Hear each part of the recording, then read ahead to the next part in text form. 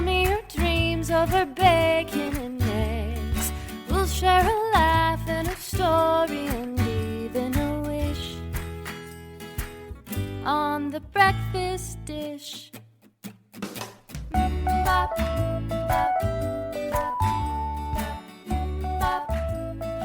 Good morning, everybody, and welcome to the 25th episode of The Breakfast Dish, and I'm almost scared to say it, the last episode of Season 1. I didn't think we'd do... well, that's not true. I knew we'd be going for a while, but 25 seemed like a really nice number to cut off the first season at. Karen, end of the first season. Oh, man, what some times we've had. And note to editor, will put in some compilations of fun moments right here. Hi, everybody. Welcome to this amazing podcast. What it is, essentially, is Karen Johnson Diamond sat down with her son and said, Griff, would you please make something of your life? And then he's like, fine. What do you want me to do, like a podcast? And she's like, yeah. We are a mother and son combo. I am the mother. You're the son. We sound like investigative journalists. Mommy doesn't understand. What do you mean? Don't embarrass me in front of Jane. This is not a conversation that I thought I would be having with my mother on the breakfast Let's not dish. talk about fetish. It's too late. Between It's in. Mother I'm and not. son. I'm not editing it. It's in. Hey, listen, dingus. Pop out those grandkids. Oh, lots of laughter. Oh, Karen, great times, hey? Oui. Nous avons bien temps on set podcast. Oh my God. Parska.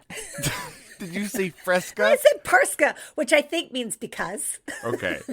Listen, we normally, and I guess we're breaking convention on the 25th episode last episode of season 1, but we like to do some banter kind of unrelated to the current episode. However, Karen needs to explain what she just did immediately or it's going to be so confusing. I needed to show off to our guest, who we will introduce in a moment, but I needed to impress him. So just accept moi et mon bilingueness.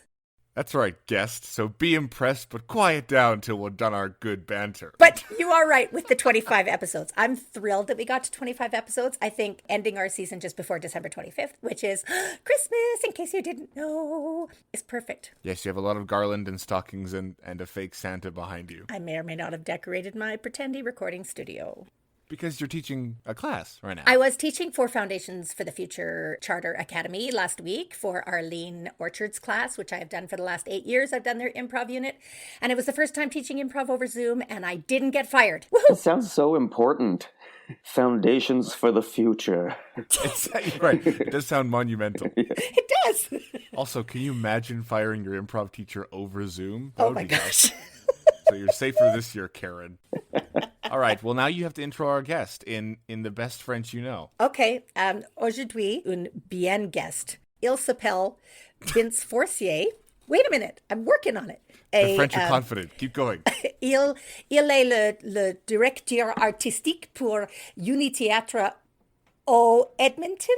Dans Edmonton. Edmonton. For everyone who can't see, Vince is kind of nodding along, which is why Karen is keeping going. This is the thing. When someone speaks two languages and somebody else is trying poorly and comedically, when you nod, it's encouraging. So really, if everybody hates my French right now, you can blame Vince because he's nodding encouragingly at my French. How dare you put that on him? Hi, Vince. How are you? Hi, hello. Your French is great. Oh. You know, I'm nodding along because I see you working at it, and that's a beautiful thing. You know? I can also see the blood dripping from your ears from the sound of listening to my French. Yeah, and the blood dripping from Karen's nose for concentrating so hard, like an anime. Yeah. Listen, let me say it in English. You are the new artistic director of UniThéâtre in Edmonton. Is this your first year as the artistic director? It's my first year. I'm actually by interim while Joelle Prefontaine has a baby. Well, she had it. And it's great. It's doing well. It's a good baby. Okay. Well, I had no idea about that. And congratulations, Joelle, on the new bebe. And this is the year that you have to interim, the year of unprecedentedness. What? Yeah, it's crazy. It's just absolutely nuts to take over a new job during a pandemic. Like, it's been a ride already, and and it's just gonna keep getting weirder. Have you been in any arts management, arts leadership, or arts administration positions before? Yeah, but like very much on an indie side. So like, sure. I co-founded Surreal So Real Theater with John Lachlan Stewart. I was artistic director, well, co-artistic director of that for 7 years, something like that. And then we kind of went our separate ways on that. So I have some experience, but certainly taking over such a huge company during a pandemic has been just a bucket of surprises. I want you to complain and swear about COVID in French now. Like, I want you to take a minute in French to just bitch about it. Wait, okay. And I promise this is the last time we'll do this to you. Hey, je vais vous dire, là, la COVID, hey, c'est tellement hostie de niaiseux, là. Tous mes amis sont tellement stressés. Il y a comme toute ma famille. Je peux pas voir mon hostie de famille. Toutes les affaires, là. T'as pas le droit d'aller dehors, là. Tabarnak, c'est de la merde, je te le dis. I got tabernacle. We're making our guests, just because we don't know French, like, ooh, say it. Wait a minute. He said something about his friends and family being stressed. Yeah. Okay. Welcome to our show. Now, use your French. Yes, it's appropriate exploitation is what it is. Yeah. There it is. So is this project we're talking with you about today, is it your first production as interim artistic director? It is, yeah. It's not the first time we've done that show, but it's the first thing that I've achieved during all of this time. I mean, I also think achieving anything during this time is pretty impressive, especially as your first year. Yeah. So, yeah, I mean, you know, I said yes to the job and then immediately found out what my season would have been and then watched all of those things get canceled. Oh, yeah. No. And, you know, like the job of an interim artistic director is to sustain the current season. So hilariously, I've not been doing my job at all because I've been creating a fully different season to adapt with the times. And through no fault of your own. You've been forced to not do your job. And I'm going to say it, and I'm sorry if it's terrible. Rire, how was that? It was great. It's a long-running entity. Oh, yeah. And it's in collaboration with CBC, so this is a big high-stakes This is high stakes, Vince. Talk about how high stakes it is. It's so high stakes in a world led by COVID. This winter. Yeah. I mean, Le Rire is probably about 25 years old, something like that.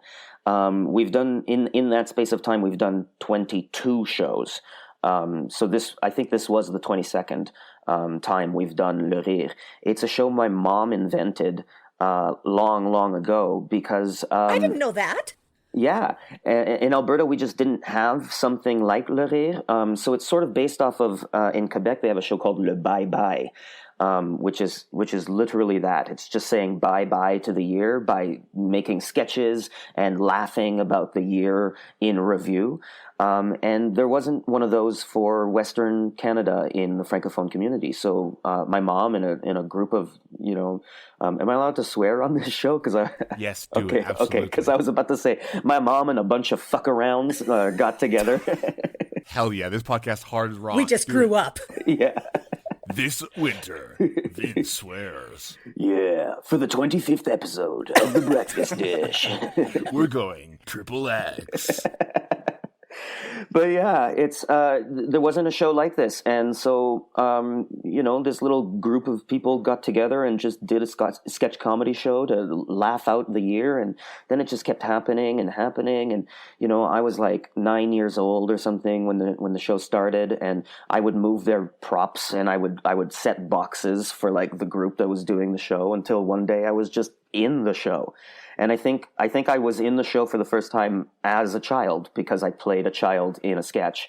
So I was like 11 years old, and there was this family called the Slow-Mo family, where they're just like, they're just a little slow, and I was baby Slow-Mo. So your family invented this show. Yeah, pretty much. I mean, the concept itself, like I said, like a bye bye existed already, but my family created this show for Western Canada. Yeah. Wow, I didn't know that at all. I mean, yeah, mother and son creative things are again currency on this podcast. Right. So yeah, you really brought your A game to this one. Yeah. You know, I didn't think of it, but I probably should have just asked my mom if she could be on the podcast with me, and then we would have had such a lovely little. You know what? She would never shut up, and then you wouldn't have much of a podcast. or we have the best podcast. Yeah. Here's the deal. If we remember, episode 50 will be Vincent his mom. That's We've it. never had a returning guest, but Not yet. I do wish to meet your mother. Yeah. I do too. Would she like my French? Oh, she'd love it. But the thing is, like, every time you've spoken French so far, she would have responded to you very quickly in French. And, like, you would have been like, oh, wait, slow down. I would have been like, yep. Yeah. For folks like me who have little grasp of French, the Anglophone title is Laughing is Also Contagious. Am I right about that? Yeah, so, we figured this is pretty much going to be a COVID edition of this show, and we do talk about COVID a lot and the pandemic a lot. So, of course, we thought, you know what else is contagious? Laughter. Yes, that's great, though. I love that play on words. I love it. Normally it's a live sketch show, like a sketch comedy show, and now it's going on, since now it's going on the radio, is it kind of radio play format, or is it just like an audio? Like, is there, what I'm trying to say, is there Foley, or is it just like a narrative audio? Thank you for that. I'm very happy to talk about that because, we added a Foley element to the show this year. Because we needed it to be more of a kind of radio show. So normally we've got like wigs and hats and we're running around and trying to figure out who's in the next sketch and just chickens with our heads cut off. But in this case, we wrote the script to really be more so for the radio, and we're doing it a little bit more like the Irrelevant show, which is very similar. So, it's a radio play. We're all there. We've got our music stands. We've got our scripts. We've got the microphone right here. We've got like a GoPro camera right in our face. And we're just doing the sketches as radio plays. But yeah, we hired an awesome dude named Isaël Huard, which is, it's a mouthful if you don't speak French. And yeah, he does live Foley. He's got his little bag of I can't remember what it is exactly, like frosting or something, or like icing sugar or something like that. And he like squeezes the bag while he like walks on rocks to like do a snow effect. Oh, neat. A bunch of like live stuff. And then we also have a musician. There's a musical aspect to the show. So we did a parody of Billie Eilish's Bad Guy, and then a bunch of francophone songs. So, if you're a francophone, you'll recognize the songs. And if you're not a francophone, you'll discover the songs. Will you tell me just quickly what the Bad Guy parody is entitled, or do you want to keep that under wraps? No, it's I can talk to you a bit about it. It's a bit of a, like, the song itself is like a very quick recap of like 2020 just being a shitstorm of a year. But the main thing about it is like when she goes like, I'm a bad guy, we say, here's the Zoom link, and then when that like thing goes off, it's just like zoom, zoom, zoom, zoom, zoom, zoom, zoom, zoom, zoom. So Vince, we're doing it right now.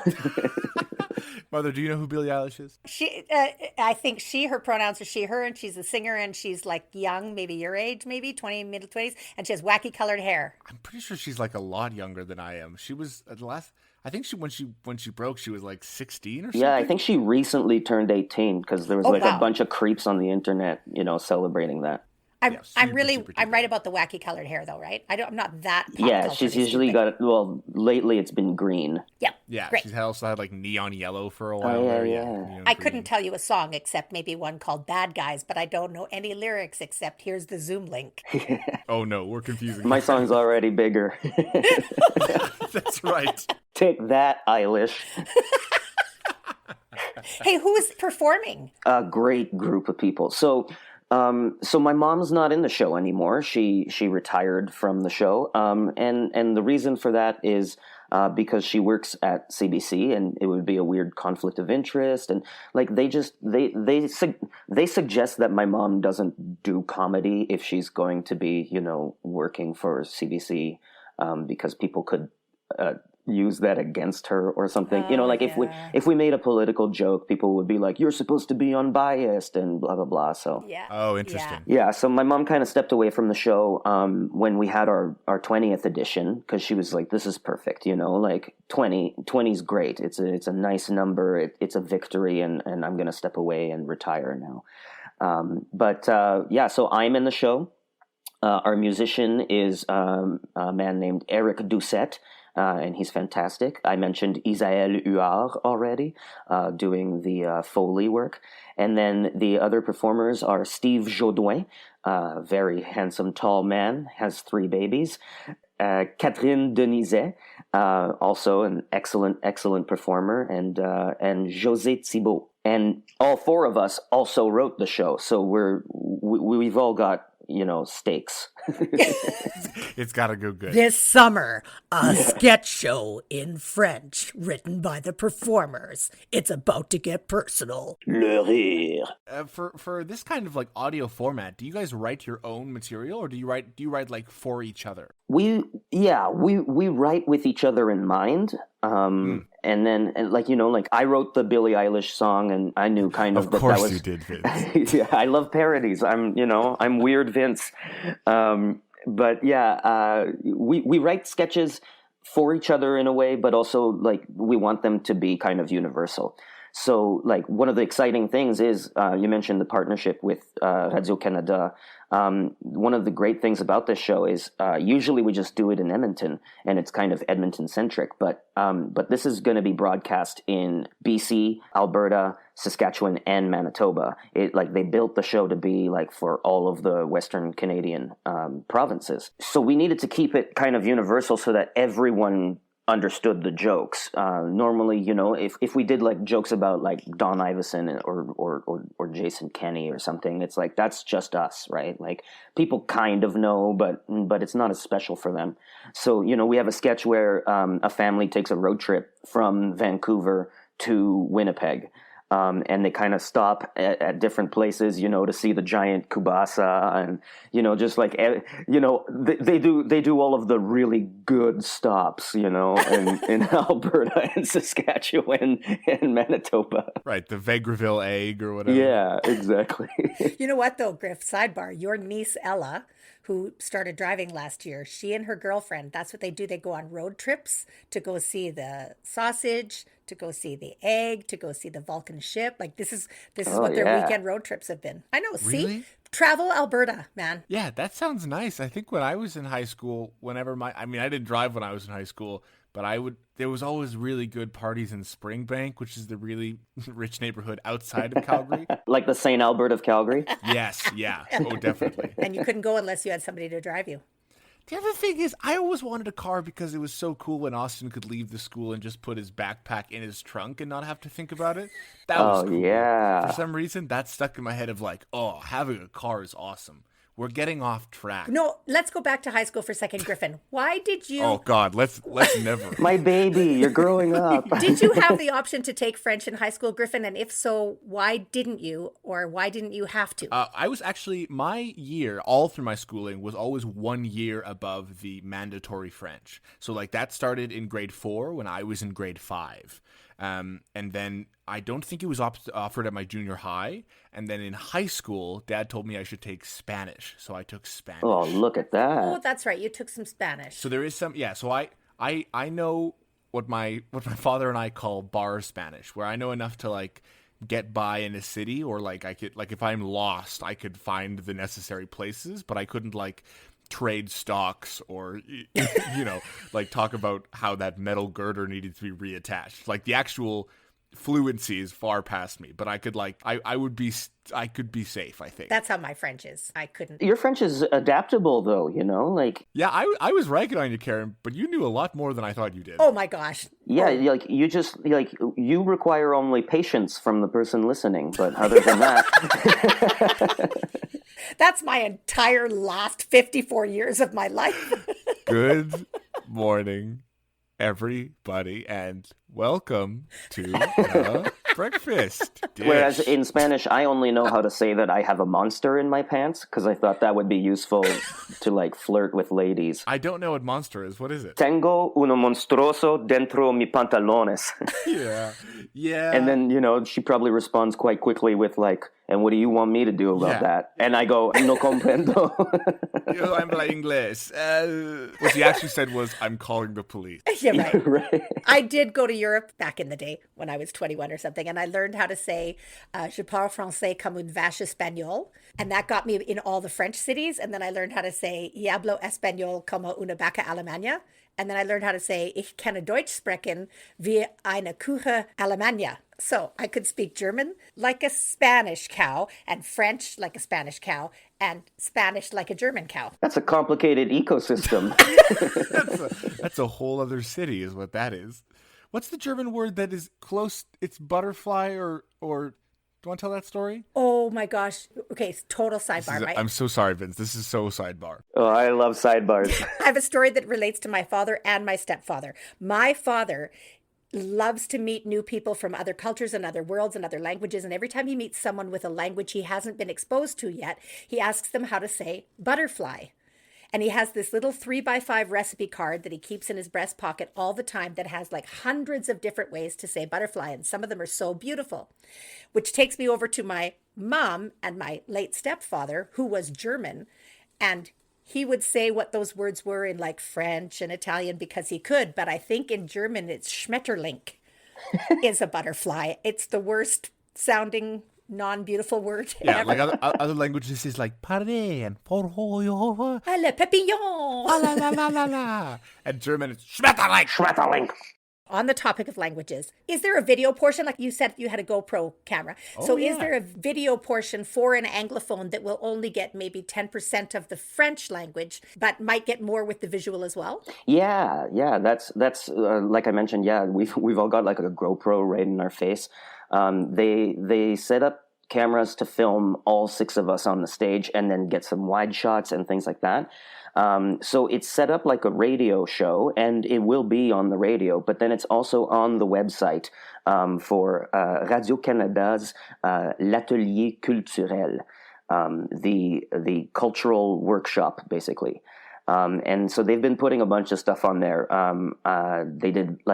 They did like a Zoom improv show that I was a part of, and that was a lot of fun. They've got like a lot of music and like poetry and things like that. And then this is one of the projects that they put a little bit more into, so that you can actually listen to the show, but you can also watch the show and you can see us, acting. And we tried really hard to make it interesting still, like we played to the camera. And of course, like there's so many great jokes you can do about Zoom. And we have talked about this a lot on this podcast, is that we wonder how much art that comes in 2021 that is going to be about COVID or reflective of COVID or made during COVID or whatever.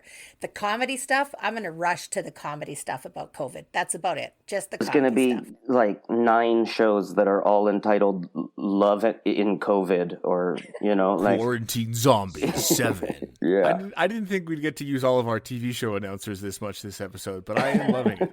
Let's get down to the brass tacks a little bit, Vince. Where can people go to see it? When, and I already said where.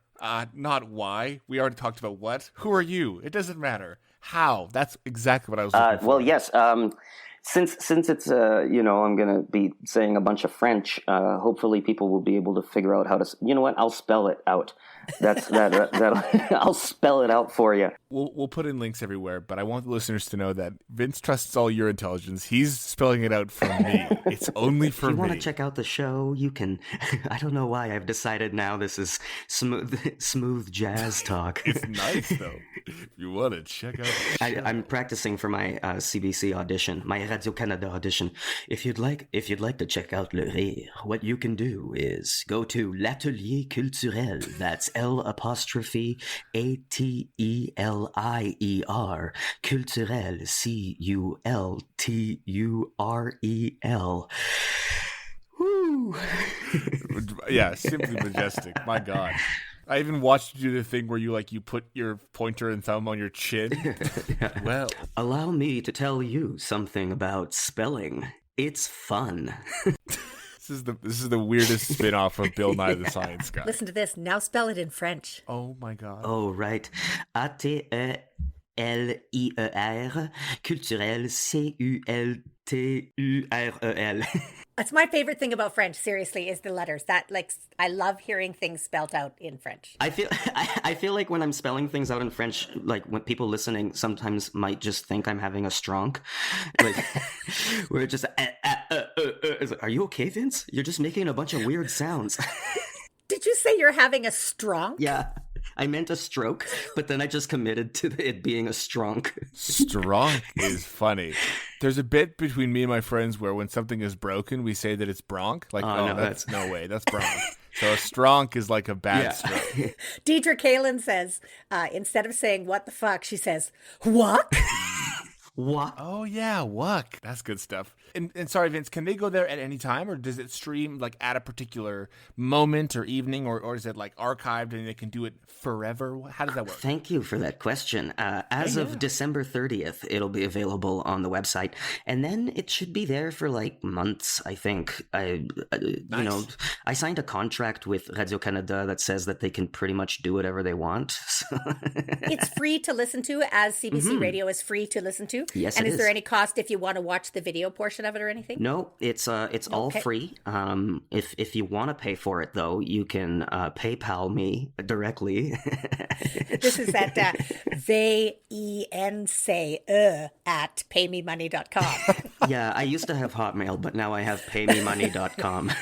Sorry, paymemoney.com. Honestly, I've heard their customer service is really expensive. It is. You can only pay with Bitcoin and rubles. You gotta pay with Dogecoin or nothing. Dogecoin. Oh man, that's a deep cryptocurrency cut. Good lord. Yeah. A deep crypto Christmas currency cut.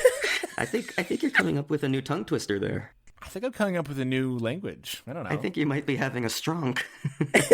I'm having a stronk. Well, as I power through my stronk, I need to thank our funders, the Calgary Arts Development Authority, the Rozsa Foundation, the Calgary Foundation.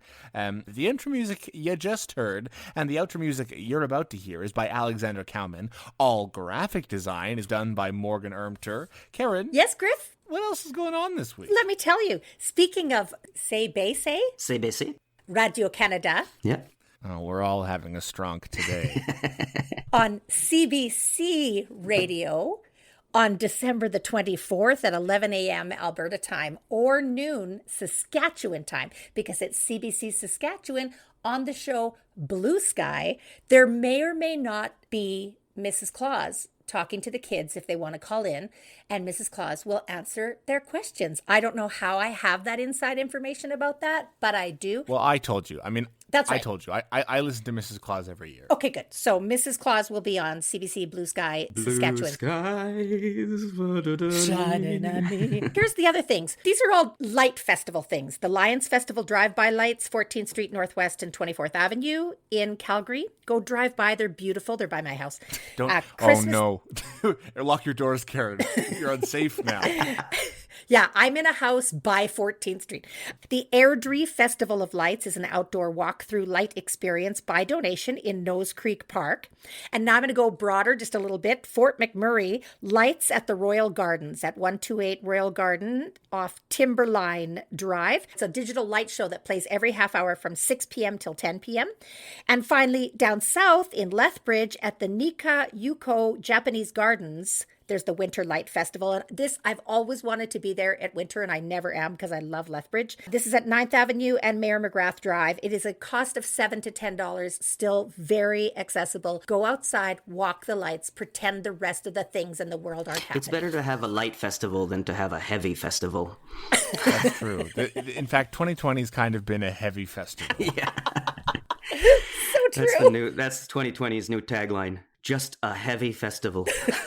How are you doing, man? Well, it's been a kind of a heavy fest, if I'm being honest. Yeah. A heavy It's been a heavy fest. Yeah. Anyway, Vince, how we like to end things on the show usually is Karen will ask you a breakfast-themed question so that we can still keep our breakfast dish name, even though we never reference breakfast except for the intro in this moment. Here we go. Karen's going to make it up right now. She's a professional improviser. 3, 2, 1. Say a complicated breakfast in French, and I'll see if I can guess what you're saying. Barely a question. Oh, great. Yeah. J'aime bien manger le eggs Benedict. I really like eating eggs Benedict. Yeah. How's that? Oh, yeah, you nailed it. That's the thing about French is sometimes you can just say English, but just add an accent to it, and then it's still French. Right. Oui, oui. J'aime beaucoup Neil Diamond. Yeah, exactly. You spoke perfect French to me. La poulet du fromage frosted flakes with Ooh, blueberries. nice, yeah. Oh, please forgive us, francophones in Alberta and Canada. Please forgive us. I'm jealous, which is why I'm pimping Vince to do it so much, because I just am so impressed with people who are bilingual. So I am not dissing you. I am lifting you. I'm Oh yeah, loving it's you. it's all done with love, you know, and and shout out to all the francophones in Alberta, you know. L'UniThéâtre isn't just Edmonton's francophone theater, but it's Alberta's francophone theater, and well, like I said earlier, it's sort of Western Canada's francophone theater when it comes to Le Rire. Right. Francophone community, I would ask for your forgiveness, but I think I just said chicken cheese. So that's punishment enough. And Vince, I'm sorry you had to hear that. But Vince, thank you very much for joining us on The Breakfast Dish. Oh, it was an absolute delight. Merci beaucoup, Vince. Pas de problème. Je suis vraiment content d'avoir pu être là avec vous et d'avoir vu vos beaux visages et vos beaux sourires. Me too, but only on Tuesdays. That's right, and we all know what happened there. So that's it for The Breakfast Dish. Just as a reminder, we'll be taking a quick hiatus over the month of January, but we will see you all back for season 2 in February, like a cool TV show. Happy ho ho ho ho Happy ho. Holidays. Goodbye, everybody. Happy holidays. Au revoir. Bop, bop, bop, bop.